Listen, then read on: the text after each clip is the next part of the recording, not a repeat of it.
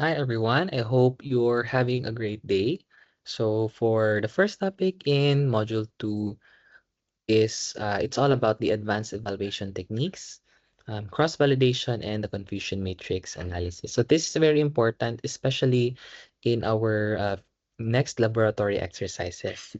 So our learning outcomes for this course would be first is to explain why a single train or test split is not always reliable.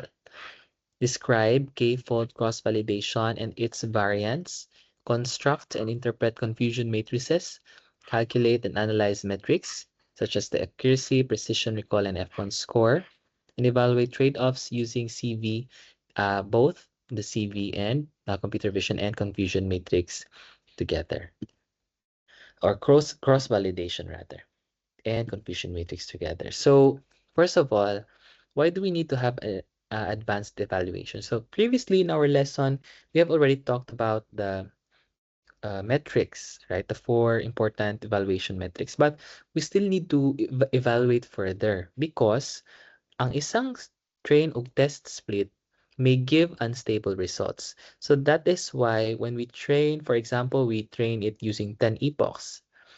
And afterwards, we retrain it again using 10 epochs. And then it's giving us unstable results. Now, we really need to have advanced evaluation. So, again, example, 95% accuracy ang isa ka split, but only 80% on another. And that creates false confidence, meaning to say that, wait, there's something wrong with my model. So we need to cross-validate and evaluate or deeper error analysis. So again, this is an example. Fault diagnosis is it's a spam classifier pala, no? Random split instability. So a spam classifier, same model, plus threshold. So we have two different 100 email test splits, and it just happened by chances. So what happens is that in split A, this is a very lucky split, gamay lang ang spam sa test set. So mas gamay ang spam sa test set, and in the test composition, dalawang spam, 98 ang hindi spam. So the model behavior at this threshold is that the true positive rate is 50% and the true negative rate is only 96%. This is in split A. So sa confusion matrix, the true positive is 1, false negative is 1 because again, we only have 2 na spam sa test set. No? So 50% ang true positive rate niya whereas ang 96% ang true negative rate. So the metrics split, we have 95% as the entire accuracy, precision is only 20%, recall is 50%, specificity is 96% almost, F1 score is almost at 29%, right? But we can see that the accuracy looks great, but both precision, recall, and F1 score are weak. Diba? So it's only 20%, 50%, and 29%. Why? It's because almost no spam ang naa sa test split. Duha lang kabuok ang spam test set. In scenario B naman, so this is unlucky split. Mas daghan karon ang spam sa test set, no? Or dili pud mas daghan. Better or mas daghan siya sa ato ang test set kaganina. Many more spam in test set. So the test composition is that there are 30 kabuk spam and 70 ang not spam. So same model or threshold, the true positive rate is still 50%, true negative rate is 90%, with 15 predicted spam, true positive, and false negative is also 15. Again, that's giving us 50%. So the accuracy is 78, precision 68, recall 50%, specificity that's 90%, F1 score, which is the harmonic mean of both, gives us 59%. So again, same model, same threshold, wildly different accuracies. Earlier you have 95%, but now it is giving us 78%. Purely because the test split had a different class mix, giving us false confidence once again. So in cross-validation basics, we have this different test sets. So what or how do we do the cross-validation? So makita na to in our next laboratory exercises, the letter K. Muna siya karon ang number of folds. Ang test set, i-fold nato na siya og ikapila. Okay. Tapos, again, we divide it into number of folds, which is being represented as variable K. Train on K1 folds, test on 1 fold. So, train ug test in 1 fold. Isa ka fold, isa ka iteration. I-repeat siya the number of how many times. So, each fold serves as test once. And then the average result, kuha na to. So, test equals fold 1. For example, naka 100 kabuok samples class. Each fold, 20 kabuok samples. So, sa fold 1, you have, so 100 no, 1 to 20 din 21 to 40 din 41 to 60 diri, then 61 to 80 diri. And then lastly, 81 to 100. So ang very default number of K is 5 or 10. So we have different cross-validation variants. You have the stratified K-fold, leave one out, fold, cross-validation, and the repeated cross-validation. So we use the K-fold, the default K-fold here. So kani siya step 1, dataset 100 samples. So ikalima nato siya train og test. So sa first fold earlier, we train 80 and then test 20. And accuracy is 92%. Diba? Mas better siya if ato siyang i-divide into k number of folds. So next is fold 2, train still 80-20, 80-20. So these are the accuracies that are given. So we are now confident that in a 500 samples, 500 man na sample, di ba? 80-20. So that is fold 1. Fold 2, 80-20. So meaning to say that after getting that, we have a final accuracy or the average of almost 90%. It's more reliable than a single test split. So imagine if you have 1,000 data sets. 1,000 data sets, ika-isa lang mo siya i-train test split. So, kato ganina na ay mga chances na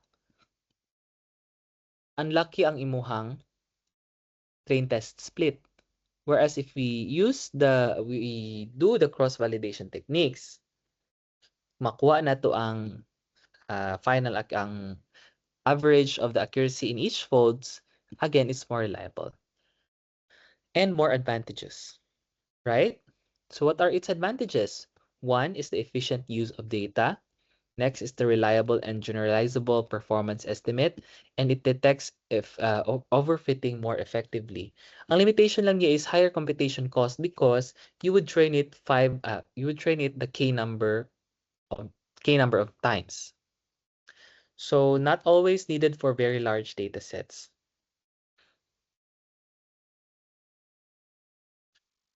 For example, in an handwritten digit recognition, so sa MNIST ni siya, so sa ito ang example sa una kay si Farman to no. So ang single train or test split, that's 80%, that's 8,000 out of 10,000, and then 2,000 ang ato ang test split. So the model is having a 96% accuracy on the test set. It looks excellent, but is it reliable? So we try to kani ang code, maning code ano niya for stratified 5-fold cross-validation. So in a 10,000 data set, we divide it into 5. So data set split into 5 folds of 2,000 each. So train on 4 folds, that's 8,000. Test on 1 fold, 2,000. So what happens is that in 10,000, of course, i-divide na siya into 5. So that becomes 2,000, right?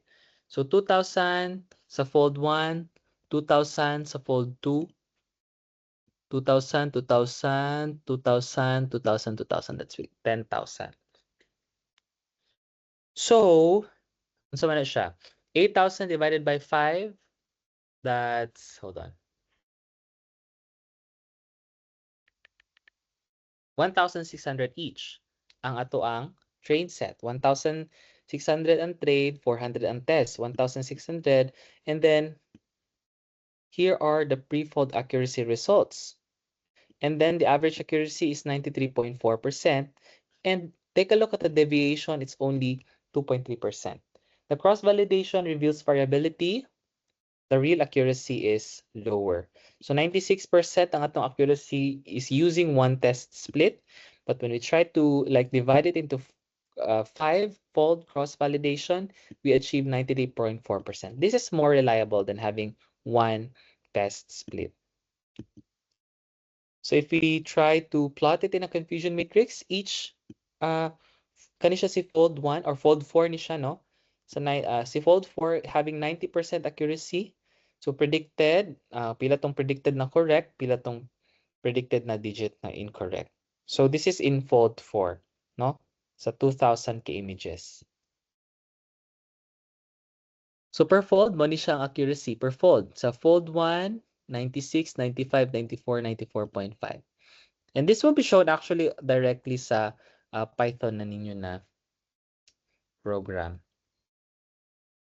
So, aggregated confusion matrix, if we add everything na predicted correct sa 5 ka folds, no? So, 9,300 ang predicted correct. Apila na si fold 1, fold 2, fold 3, fold 4, forget tanan, and predicted wrong is 700. The overall accuracy is 93%, and the entire evaluation matrix is this, and this is the true model performance. Well, the summary of this is that we do not only rely on one testing or one entire isa lang kabuok na train test split. We can actually use stratified cross-validation techniques, no, because this is more reliable and it prevents lucky or unlucky test splits and ensure stable estimates. Confusion matrix reveals the types of error, hindi lang yung overall accuracy. And we also have the metrics, accuracy, precision, and recall in F1, but the context matters. So in a case study that we have the digits in the MNIST dataset, MNIST dataset, the cross-validation shows at 93% of true accuracy rather than having 96%. So references, and that would be all for this very easy lecture. Thank you so much for listening. Have a great day.